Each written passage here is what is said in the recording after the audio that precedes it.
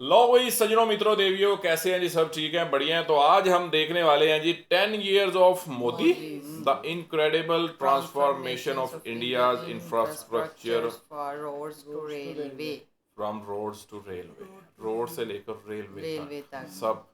Charging point Hindi YouTube channel जिनका ये video है, तो क्रेडिट उन्हीं को जाता है जी। तो चेकआउट करते हैं जी कैसा है वीडियो। और देश को अपने यहाँ की इकॉनमी को स्ट्रांग करना होता है तो वो देश इंफ्रास्ट्रक्चर पे इन्वेस्ट करता है। इंफ्रास्ट्रक्चर पे इन्वेस्ट करने का मतलब है देश में रोड बनाना, हाईवे बनाना, पोर्ट्स बनाना, एयरपोर्ट बनाना, देश के कोने कोने में बिजली पहुंचाना, पानी पहुंचाना, रेल पहुंचाना, देश को रोड, रेलवे, इंटरनेट से कनेक्ट करना जैसी तमाम चीज़ें शामिल होती हैं।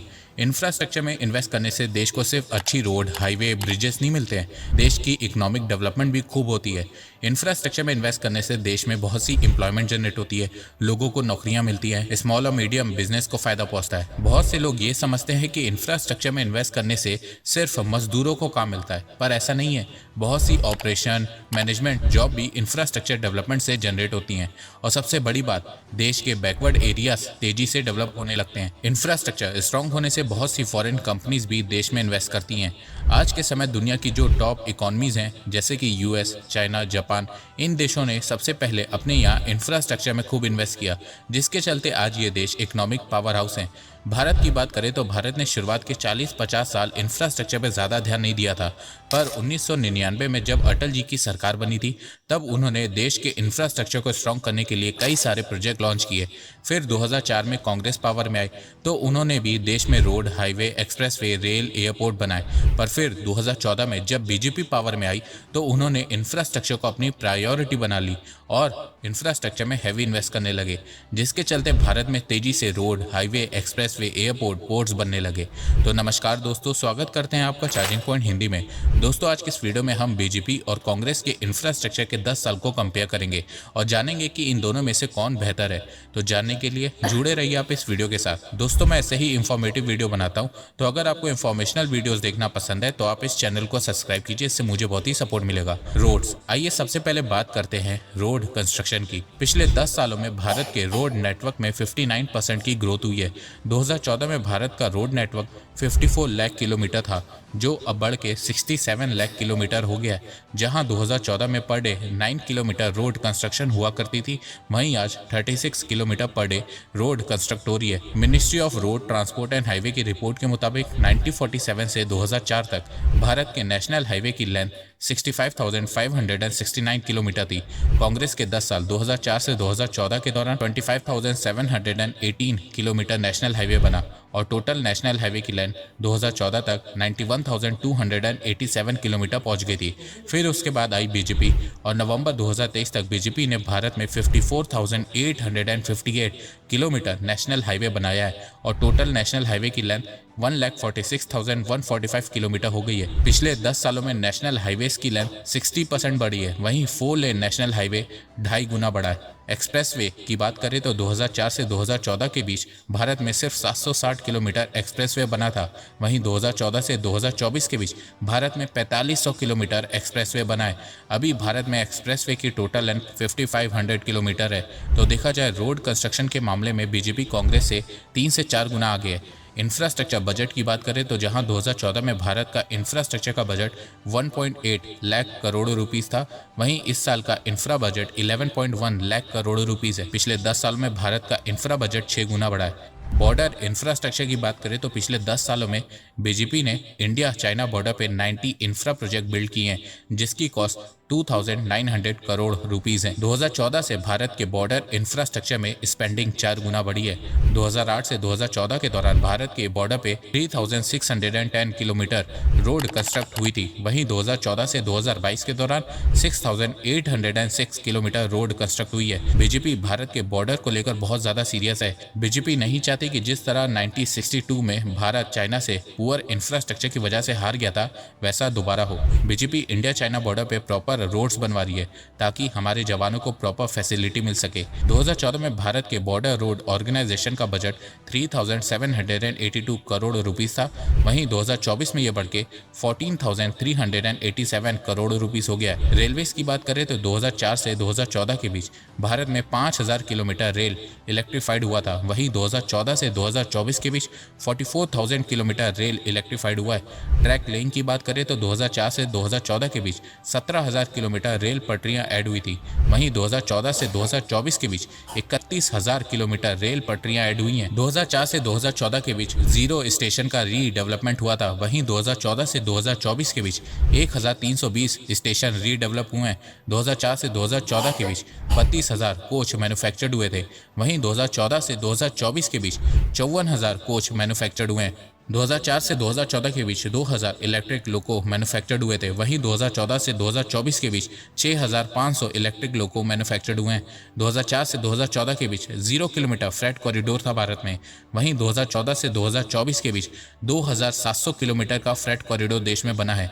मेट्रो की बात करें तो साल 1984 में भारत में पहली बार मेट्रो कोलकाता में चलाई गई थी। 1984 से लेकर 2014 तक भारत के सिर्फ 5 सिटीज़ में मेट्रो थी और आज के समय 22 सिटीज़ में मेट्रो है। 1984 से 2014 तक भारत में मेट्रो की टोटल लेंथ 248 किलोमीटर थी। वहीं 2014 से 2023 तक ये 3.5 गुना बढ़ के 895 किलोमीटर हो गई है। भारत सरकार जिस स्पीड से मेट्रो का विस्तार कर रही है, 2024 के अंत तक भारत में मेट्रो का नेटवर्क 1100 किलोमीटर का हो जाएगा। इसके अलावा रेलवे को बेहतर बनाने के लिए बीजेपी देश भर में वंदे भारत ट्रेन चला रही है, न्यू फ्रेट कॉरिडोर बना रही है, बुलेट ट्रेन पे काम कर रही है, रेलवे को ज्यादा बजट दे रही है। 2014 में भारत का रेल बजट 45,000 करोड़ रुपए था। वहीं 2024 में यह बढ़ के 2.4 लाख करोड़ रुपीस हो गया है। एनर्जी की बात करें तो जहां 2002 में भारत की टोटल पावर कैपेसिटी 1,05,000 मेगावाट थी, वहीं 2014 में यह बढ़ के 2,45,000 मेगावाट हो गई थी। पर 2023 तक ये डबल होके 4,16,000 मेगावाट से ज्यादा हो गई है। पिछले 10 सालों में भारत की पावर कैपेसिटी 70% बढ़ी है। पर देखो, सबसे अच्छी बात यह है कि भारत एनर्जी इंक्रीज तो कर रहा है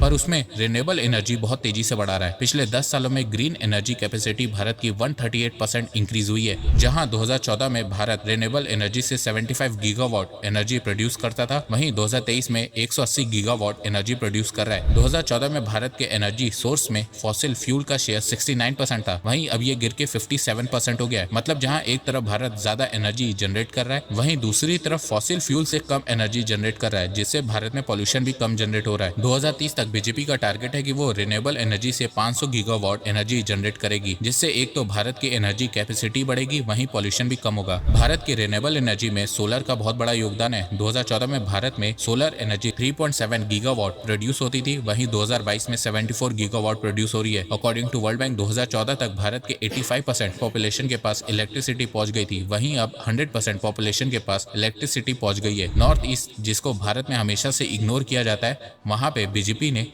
2014 से 3.84 लाख करोड़ रुपीस इंफ्रास्ट्रक्चर पे खर्च किया है। 4,100 किलोमीटर की रोड्स बनाई हैं, वहीं 7,500 किलोमीटर के road project under construction mode में है।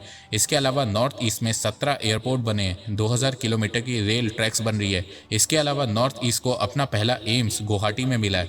नेशनल स्पोर्ट यूनिवर्सिटी मणिपुर में बनी है। इंडिया का longest rail road Bogibeel bridge बना है। इंडिया का लॉन्गेस्ट ढोला सदिया ब्रिज बना है। सेला टनल बना है। 4,500 से ज़्यादा स्टार्टअप नॉर्थ ईस्ट में फॉर्म हुए हैं। 73% वायलेंस कम हुआ है। 86% सिविलियन डेथ कम हुई है। एयरपोर्ट की बात करें तो 2004 से 2014 के दौरान भारत में 44 एयरपोर्ट्स बने थे, वहीं 2014 से 2024 के दौरान 74 एयरपोर्ट्स बने। इस समय भारत में 148 नेशनल और इंटरनेशनल एयरपोर्ट्स हैं। पोर्ट्स की बात करें तो कांग्रेस ने अपने समय में पोर्ट्स को मॉडर्नाइज नहीं किया था, जिसके चलते पोर्ट्स की कैपेसिटी बहुत कम हुआ करती थी। 2004 में भारत के पोर्ट कैपेसिटी 400 मिलियन टन पर एनम हुआ करती थी, जो 2014 तक बढ़ के सिर्फ 1400 हुई, पर 2023 में यह बढ़ के 2600 मिलियन टन पर एनम हो गई है। डिजिटल इंफ्रास्ट्रक्चर की बात करें तो 2014 में भारत के सिर्फ 13% लोग इंटरनेट यूज करते थे, वहीं अब 52% यूज करते हैं। और ये नंबर हर साल बहुत तेजी से बढ़ता जा रहा है। इसके अलावा जहां 2014 में 1 GB डेटा की कॉस्ट 269 रुपीस थी, वहीं अब ये 10 रुपीस हो गई है।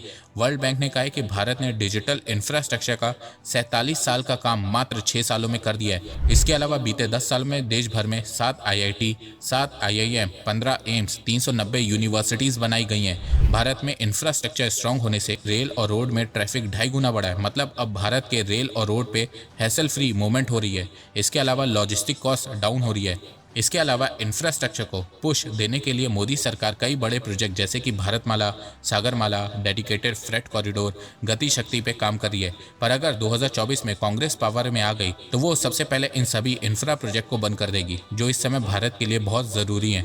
अब कुछ लोग बोलेंगे कि कांग्रेस ऐसा नहीं करेगी, तो देखो, कांग्रेस जब महाराष्ट्र में आई थी तब उसने बुलेट ट्रेन प्रोजेक्ट को होल्ड में कर दिया था, जिसके चलते बुलेट ट्रेन प्रोजेक्ट 4 साल डिले हो गया था। इसी तरह कांग्रेस ने कर्नाटका के इंफ्रा प्रोजेक्ट को भी रोक दिया है। 2004 में जब कांग्रेस पावर में आई थी तो उन्होंने अटल जी की कई सारे इंफ्रा प्रोजेक्ट को बीच में रोक दिया था, जिससे भारत का इंफ्रास्ट्रक्चर वीक होने लगा था और इंफ्रास्ट्रक्चर प्रोजेक्ट की कॉस्ट भी बढ़ रही थी और इससे इकोनॉमी को लॉस हो रहा था। वहीं दूसरी तरफ पीएम मोदी ने कहा कि अगर वो 2024 में वापस से तीसरी बार पावर में आते हैं तो भारत में इंफ्रास्ट्रक्चर डेवलपमेंट की स्पीड और फास्ट होगी, जिससे भारत में मैन्युफैक्चरिंग बढ़ेगी, जिससे जॉब्स बढ़ेंगी और फिर इससे इंडियन इकोनॉमी और तेजी से ग्रो करेगी। तो डिसीजन आप लोगों पे है। तो दोस्तों, आपको ये वीडियो कैसा लगा? आप अपनी राय मुझे कमेंट सेक्शन में बताइए। ओके, तो ये था जी वीडियो जिसमें बताई गई हैं जी सारी चीज़ें कि कब क्या हुआ और कितना हुआ। और ये चीज़ तो मतलब सही है और सबके सामने है कि जो पिछले 10 सालों में इंडिया ने मतलब चेंजेस आई हैं, जो अचीवमेंट्स की हैं, वो शायद पिछले कुछ 20 सालों में या 30 सालों में नहीं की नहीं थी। हुई, बिल्कुल। लेकिन एक चीज़ ये भी है कि जिस तरीके से टाइम गुजर रहा है, जदीद से जदीद डेवलपमेंट मतलब मज़ीद बढ़ रही है, आ रही हैं, तो उस हिसाब से स्पीड भी बढ़ रही है काम हाँ की जी। हर देश की। लेकिन हमारा देश सिर्फ पीछे, उसको छोड़ें, चले साइड पर रखो, बात इंडिया की हो रही तो उसी पे रहते हैं। तो इंडिया का अगर हम देखें तो रेलवे, इसमें कोई शक नहीं है, अभी तक उनके प्रोजेक्ट्स जो हैं वो चल रहे हैं चल रहे हैं। और अंडर प्रोसेस में है।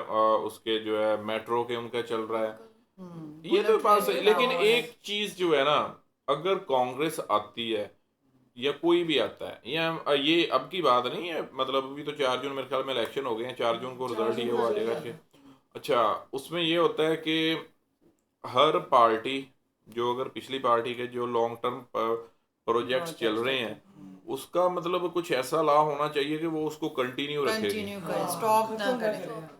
क्योंकि उसके ऊपर ऑलरेडी बहुत सारी इन्वेस्टमेंट वो उस पार्टी ने की होती है, तो वो देश का पैसा लगा होता है। बिल्कुल। अब हमारे इधर भी यही रोड़ा होता है ना, मतलब एक पार्टी आती है, अब यार इधर तो स्टेबिलिटी है ही नहीं, गवर्नमेंट में कुछ भी चक्कर नहीं है, पता नहीं होता कब किसने आना है और कब किसने चले जाना है।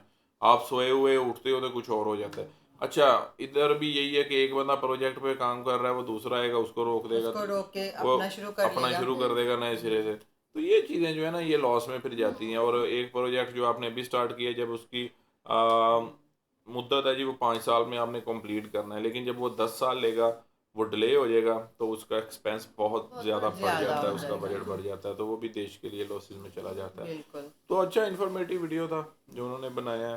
तो बाकी आते हैं जी वापस, आपके ख्याल में कौन जीत रहा है ये इलेक्शन 4 जून को? कमेंट में ज़रूर बताइएगा।